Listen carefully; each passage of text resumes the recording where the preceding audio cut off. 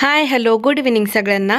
ऋतुपूजा ब्लॉगमध्ये तुमचं सर्वांचं स्वागत आहे आणि आजचा दिवस तुम्हाला खूप छान जाओ.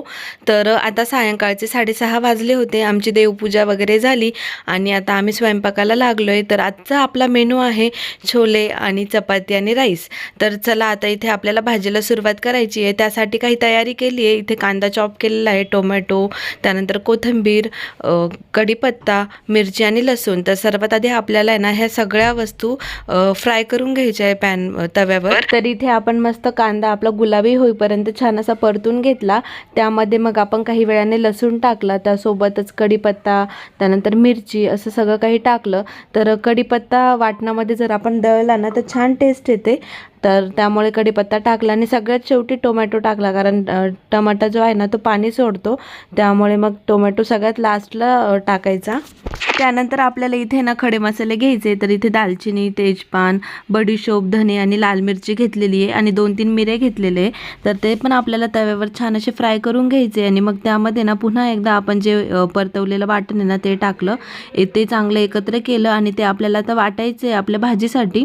तर मग वाटण आधी थंड होऊ द्यायचं. थंड झाल्यानंतरच ते वाटायचं. तर वाटण थंड झालं होतं. चला आता हे वाटून घेऊ. तर मग वाटून झाल्यानंतर इथे परत एकदा कढई ठेवली. कढईमध्ये छान अशी जिरे, मोहरी, कढीपत्त्याची फोडणी दिली आणि फोडणी दिल्यानंतर आपण जे वाटण दळलेलं होतं ना ते वाटण आपल्याला टाकायचे. त्याआधी आपल्याला हळद टाकायची. थोडीशी हळद टाकली, त्यानंतर पुन्हा एकदा वाटण टाकलं. वाटण टाकल्यानंतर आपल्याला आहे ना यामध्ये थोडीशी परत हळद आणि लाल मिरची वगैरे टाकायची आणि वाटण छान असं मस्त तेल सुटेपर्यंत परतून घ्यायचं. आणि यामध्ये ना आपण छोले मसाला ॲड करणार आहोत. तर इथे छोले मसाला आणलेला होता, तर तोही आपल्याला वाटणामध्ये टाकायचा आहे. छान असं वाटण तेल सुटेपर्यंत परतून घ्यायचं आहे. आणि एका साईडला आपण कुकरमध्ये ना छोले आणि बटाटा छान असा उकडून घेतलेला आहे. तर तो मॅशरच्या साहाय्याने छान असा मॅश करून घ्यायचा, म्हणजे भाजी थोडीशी ना घट्ट होते. तर थोडेफार छोले आणि बटाटा आहे ना मॅश करून घेतला आणि मग ते आपण कढईमध्ये टाकलं. तर अशी आपली झाली रेसिपी छान अशी. आणि चपात्या वगैरे राईस पण झाला होता दुसऱ्या बाजूला. तर इथे मिस्टर आणि मी चाललो आहे आमच्या सिन्नर येथील बाबीवेस या एरियामध्ये. तर तुम्हाला माहितीच आहे की आज डॉक्टर बाबासाहेब आंबेडकर यांची जयंती आहे. तर त्यानिमित्ताने इकडे ना खूप छान असं म्हणजे बॅनर वगैरे लावलेलं आहे. तुम्ही बघू शकता नेव्ही ब्लू कलरचा झेंडा लावलेला आहे आणि बॅनर तर खूप सारे, म्हणजे आत्ताच 2-3 दिवसापूर्वी 11 तारखेला महात्मा ज्योतिबा फुले यांची जयंती होती आणि त्यानंतर 4च दिवसांनी डॉक्टर बाबासाहेब आंबेडकर यांची जयंती आली. तर एकामागे एक दोन्ही सण आलेले. तर त्यामुळेच ना ह्या एरियामध्ये खूप सारे बॅनर आहेत. तुम्ही बघू शकता खूप मोठे मोठे बॅनर लावलेले होते आणि डेकोरेशनही खूप छान होतं. तिथे बघू शकता ज्योतिबा फुले आणि आंबेडकर यांचे खूप छान छान असे बॅनर आहे आणि डेकोरेशन पण खूप सुंदर होतं आणि खूप सारी गर्दी होती. तर हा जो एरिया आहे ना याला आंबेडकर चौक असं म्हटलं जातं. तर इथे ना बघू शकता तुम्ही खूपच गर्दी होती आणि खूप जण आलेले. तर मोस्ट ऑफ सगळ्यांनी ना व्हाईट कलरची साडी नेसलेली होती आणि म्हणजे कोइन्सिडन्सली मी पण व्हाईटच साडी नेसलेली होती. तर मलाही छान वाटलं. तर तुम्हाला सर्वांना माहितीच आहे तरीही मी सांगते, डॉक्टर बाबासाहेब आंबेडकर हे भारतीय न्यायशास्त्रज्ञ, अर्थशास्त्रज्ञ, राजकारणी, तत्त्वज्ञ आणि समाजसुधारक होते आणि स्वतंत्र भारताचे पहिले कायदेमंत्री आणि भारतीय संविधानाचे शिल्पकार. तर त्यामुळेच त्यांना आधुनिक भारताचे शिल्पकार आणि आधुनिक भारताचे निर्माते असेही म्हटलं जातं. तुम्हाला सर्वांना माहितीच असेल की त्यांना 18 पेक्षा जास्त भाषा म्हणजे माहिती होत्या आणि त्यांनी लंडन स्कूल ऑफ इकॉनॉमिक्स या शिक्षण संस्थांमधून अर्थशास्त्र विषयामध्ये PhD पदव्या मिळवल्या. तसेच त्यांनी कायदा, अर्थशास्त्रज्ञ आणि राज्यशास्त्र या विषयांवर संशोधन केलं. तर त्यांनी अनेक म्हणजे सामाजिक आणि राजकीय क्षेत्रांमध्ये काम केलं. त्यांना मरणोत्तर भारतरत्न हा भारताचा सर्वोच्च नागरी सन्मान प्रदान करण्यात आला आणि त्यांचा जन्मदिवस जो आहे ना तो दरवर्षी आंबेडकर जयंती म्हणून म्हणजे भारतात जगभरात साजरा केला जातो. तर द ग्रेटेस्ट इंडियन नावाच्या सर्वेक्षणात डॉक्टर बाबासाहेब आंबेडकर यांची सर्वश्रेष्ठ भारतीय म्हणून निवड करण्यात आली आहे आणि त्यांच्या स्मरणार्थ अनेक स्मारके आणि चित्रणे उभारली गेली.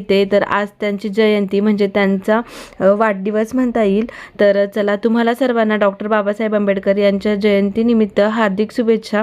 तर इकडे तुम्ही बघू शकता क्रांतीसूर्य महात्मा ज्योतिबा फुले तेही त्यांचेही इकडे बॅनर लावलेले. म्हणजे जसं तुम्हाला मी याआधी सांगितलं की 11 तारखेला त्यांचीही जयंती होती. त्या दिवशी इथेही खूप छान असा सोहळा होता, कार्यक्रम होता, खूप छान स्टेज दिलेला होता आणि लहान लहान मुलांनी खूप छान अशी वेशभूषा केलेली होती. पण आम्हाला इतकं शूट करायला जमलं नाही. पण म्हटलं चला आज बाहेर आलोय तर सर्वांना हे सगळं दाखवू.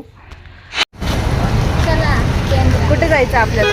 केंद्रामध्ये जायचं आहे सुनांबरोबर. सुनाचा चला आधी केंद्रात जाऊ. मग आम्ही निघालो. सुनाला फिरायला लागतं. स्वयंपाक केला माझ्या सुनांनी लवकर. हादर का हादर काय गाडी आल्या थांब. तर आता आजी, मी, ऋतुताई, रिद्धी आणि आपला लाडू, तर आम्ही सर्व चाललो आहोत स्वामी समर्थ यांच्या केंद्रामध्ये. तर तुम्हाला माहितीच असेल की स्वामी समर्थांच्या केंद्रामध्ये मागच्या 7 दिवसांपासून म्हणजे सप्ताह चालू आहे आणि आज रुद्रयाग होता. तर आमच्या आई आहेत ना, तर त्या सकाळी लवकर जातातच आणि गुरुचरित्राचं पारायणही करत आहेत. तर मग त्या सकाळी जात असतात, पण मग आम्हाला इतकं जायला पॉसिबल होत नाही. पण मग म्हटलं चला आज आपण मंदिरामध्ये जाऊ. आणि तुम्ही बघताय मंदिराला खूप छान अशी लाईटिंग लावलेली आणि सुंदर असं डेकोरेशन केलेलं आहे. तर मंदिराच्या एंट्रन्सलाच खूप छान अशी फुलं लावलेली. तर इथे ना मंदिरामध्ये ना आज तळी भरली होती, त्यामुळे मंदिरामध्ये भंडारा उधळण्यात आलेला. तर तो सर्व कार्यक्रम आम्ही मिस केला, कारण आम्हाला यायलाच जरा उशीर झाला आणि सायंकाळी 6-6:30 वाजता आरती होते आणि 7 नंतर दही भाताचा प्रसाद म्हणजे नैवेद्यही प्रसादही भेटतो. तर तोही आम्ही मिस केला, कारण आम्हाला यायलाच उशीर झालेला. तर जवळपास 8:30 वाजता आम्ही आलो होतो. आणि तुम्ही इथे बघताय मंदिराला किती छान अशी लाईटिंग आहे. तर इथे औदुंबराचं झाड आहे. तर इथे आम्ही 3 प्रदक्षिणा मारल्या, दर्शन केलं आणि पुढे गेलो. तर आम्ही येण्याआधीच मंदिर स्वच्छ धुतलेलं होतं भाविकांनी. तर मंदिरामध्ये ना भंडारा उधळण्यात आलेला ना, तर फरची पूर्ण येलो झालेली. तर काही भाविकांनी मंदिर असं स्वच्छ छान असं धुवून घेतलं आणि मग पुन्हा एकदा दर्शनाला सुरुवात झाली. तर काही जण गुरुचरित्राचं पारायणही करत आहेत आणि तुम्ही बघू शकता वरती असे नारंगी भगवे कलरचे पताके लावलेले आहेत, फॅन लावलेले होते कारण फरची सुकण्यासाठी. जसं तुम्हाला सांगितलं की आम्ही येण्यापूर्वी मंदिर धुतलं गेलं होतं. आणि इकडे ना गुरुचरित्राचं पारायण करतात काही भाविक, तर सकाळी तिथे पारायण होत असतं. तर चला आता माझ्यासोबत तुम्हीही स्वामींचं दर्शन घ्या. तर इथे तुम्ही बघताय ऋतुताई आपल्या लाडूला छान असं दर्शन देत आहे आणि आपली रिद्धी पण आहे, तीही आली होती आमच्यासोबत. तर मग आम्ही मस्त दर्शन घेतलं आणि इथे तुम्ही बघू शकतात ओम नमः शिवाय असं लिहिलेलं आहे आणि छान असं त्यांनी सजवलेलं होतं. तर काही भाविक इथे सेवा करत असतात, रात्रीची किंवा प्रहाराची सेवा असते सकाळची. तर जे ते आपापल्या इच्छेने ते सेवा करत असतं. तर आमचं छान निवांत दर्शन झालं आणि 8:30-8:45 वाजता आलेलो, त्यामुळे गर्दीही खूप कमी झाली होती आणि मिस्टरही आले होते. तर त्यांनीही दर्शन घेतलं आणि ही लाईटिंग वगैरे बघू शकता, खूप सुंदर दिसत होतं. तर अगदी मन प्रसन्न वाटलं. आणि येण्यापूर्वीच आम्ही स्वयंपाक वगैरे सर्व काही आवरून आलेलो, त्यामुळे मग आम्ही निवांत होतो. आणि लिटरली तुम्हाला खोटं वाटेल पण आम्ही 2 तास म्हणजे रात्रीचे 10 वाजले होते तरीही आम्ही मंदिरातच होतो. 2 तास आम्ही मंदिरात बसलो आणि छान असं दर्शन झालं, निवांत माळ जपली, तर छान वाटलं. तर त्यानंतर इथे तुम्ही बघू शकता महादेवांची पिंड आहे आणि याचंही दर्शन घ्या तुम्ही.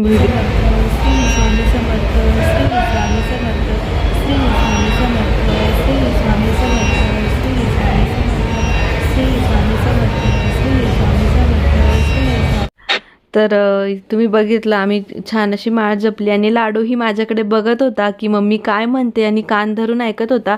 आणि तुम्हाला माहितीच असेल की आपल्या धनराजला आहे ना सकाळी आजीसोबत ना देवपूजा करायची सवय आहे, रोज आजीच्या मांडीवर बसून माळ जपायची सवय आहे. त्यामुळे मग त्याला माहिती की हातात माळ घेतली आणि हे बाप्पाचं काहीतरी आहे म्हणून, तर तोही छान टक लावून ऐकत होता. तर आम्ही इथे छान बसलेलो. तर इथे आमच्या आई पण आलेल्या आणि इथे तुम्ही बघू शकता श्री स्वामी समर्थ महाराजांची छान अशी पेंटिंग पण होती. तर आजीचीही माळ जपून झाली आणि आपली छोटीशी रिद्धी होती ना, तिनेही माळ जपली. तर तिने पहिल्यांदाच जपली आय थिंक. तर ती थोडी उलटी फिरवत होती. तर इथे बाजूलाच एक ताई होता, तर त्यांनी तिला माळ कशी जपायची तेही सांगितलं. तर त्यांनी छान अशा रिद्धीसोबत गप्पा पण मारल्या. तर ह्या ठिकाणी इथे ना म्हणजे या रुद्रयाग होतो आणि होम हवन होतं सकाळी. तर अशी आमची छान अशी म्हणजे दर्शनं वगैरे झाले आणि छान वाटली. इथे आल्यानंतर बाजूला छोटंसं गार्डन होतं. तर म्हटलं चला रिद्धीला खेळायचं होतं, तर मग त्यासाठी आम्ही तिला इकडे घेऊन आलो आणि ती मस्त खेळत होती. तर वरती जायचं, खाली यायचं, लहान लहान मुलांना म्हणजे छोट्या छोट्या गोष्टींमध्ये खूप आनंद भेटतो. आणि 2-3 लहान लहान मुलं होते तर तेही तिच्यासोबतच होते. तर ताईंना पण असं वाटलं की चला आपल्या लाडूलाही नाही का सरकोंडी वगैरे असं छान खेळू म्हणून. तर रिद्धीचं खेळून झालं. त्यानंतर मग ताईने त्याला हळूच तिथे ठेवलं. तर त्यांनी हातानेच त्याला थोडंसं सरकवलं. तर लहान मुलांना आनंद भेटतो, पण अजून आपल्या लाडूला इतकी काही समज नाहीये. हे बघा, हे आमचं माकड, मोठंसं माकड. लटकली का ये खाली. हळूहळू ये ग, पडू नको. छोटस माकड बघितलं का कोणी? माकड, 2 शेंडीवाला माकड. रिद्धू दीदी माकड. तुला खेळायचं का? तुला खेळायचं लुद्दी दीदी सोबत? तुला पण चालायचं वरती पिलू. ना तू बस ते. तू पकडून ठेवायचं. जिंगा कुठे चालली ग? का करते मम्मा? पकड आम्ही कुठे चाललो? आम्ही ना हुशार आणि सोला कसं पकडून धरलंय. जिंगा मामा. पिलू आवर, सोड ना बाळा, आपल्याला घरी जायचं. अरे तू तर लटकूनच बसला. अरे इकडून पण सोड. चल पाच नंतर खेळू आपण. पाहिली ना ताकद. नाही ताकद आमची. मालती बाबा येते. मालती. बापरे. आणि परत येत होतं.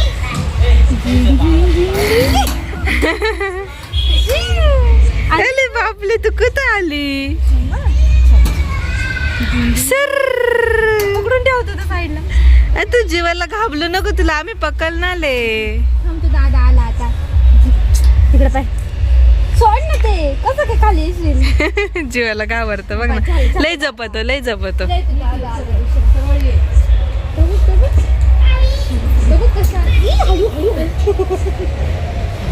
आली खाली. चला आता हळू.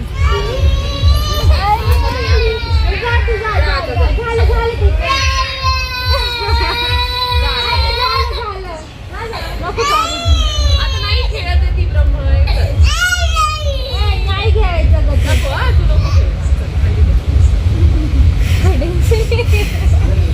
तू पण असं कर. तर रिद्धीचं लाडूचं छान असं खेळून झालं आणि त्यानंतर लाडू जरा थकला होता, तर आम्ही जरा वेळ बसलो. तर त्यानेही नंतर थोड्या वेळाने दूध वगैरे पिलं. त्यानंतर मग आजी आल्या, लाडूची आजी आली आणि पुन्हा एकदा लाडूच्या आजीने त्याला मस्त इथे सरकुंडीवर बसवलं, खेळवलं. त्यांना माहिती नव्हतं आम्ही त्याला खेळवलेलं होतं, पण म्हटलं चला त्यांनी हौशीने छान असं त्याला खेळवलं. आणि आपला लाडू आहे ना, तो जीवाला खूपच जपतो. सरकुंडीवर बसल्यावर ना त्यांनी दोन्ही हातांनी ती छान अशी पकडून ठेवली होती. मामा मामा आहे का? चालला. त्याला माहिती फिरायला घेऊन जाणार आहे. टॉप फ्लोअरवर राहतो. मग तू काय भेटली? दोघं पण माहिती. दोघं फिरायला घेऊन जायचं. बाय आम्ही जातो. तू जाय. तर जवळपास रात्रीचे 10-10:15 वाजले होते. आम्ही मंदिरातून घरी निघालो, तर रस्त्यामध्ये आपल्याला राहुल आणि त्याचा मित्र भेटला. तर दोघेही आपल्या लाडूचे मामा आहेत आणि लाडू त्यांच्याकडे जायला उतावळा झाला होता. त्यांना माहिती आता हे फिरायला चालले म्हणून, तर त्याला फिरायला खूपच आवडतं म्हणून तो पटकन त्यांच्याकडे गेला. आणि मग म्हटलं नको, चला आपण घरी जाऊ त्याला घेऊन. आणि मग आई आणि मम्मी ते पुढे गेले आणि आम्ही मागून चाललो होतो. तर चला आता आजचा व्हिडिओ इथेच संपवतो. व्हिडिओ कसा वाटला कमेंटमध्ये नक्की सांगा. व्हिडिओ आवडला असेल तर व्हिडिओला लाईक करा, शेअर करा आणि आपल्या चॅनलला सबस्क्राईब करायला विसरू नका. पुन्हा भेटू उद्याच्या नवीन ब्लॉगमध्ये. तोपर्यंत सर्वांना बाय बाय आणि शुभरात्री.